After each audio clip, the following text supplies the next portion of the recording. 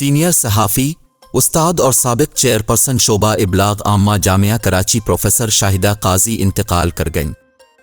अहले खाना के मुताबिक प्रोफेसर शाहिदा काजी अलील थीं और सिविल अस्पताल कराची में ज़ेर इलाज थीं।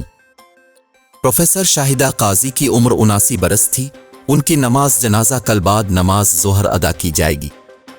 अहले खाना के मुताबिक शाहिदा काजी की तदफीन जामिया कराची के कब्रिस्तान में की जाएगी। ख्याल रहे कि प्रोफेसर शाहिदा काजी को पाकिस्तान की पहली खातून टीवी रिपोर्टर होने का एजाज़ हासिल है।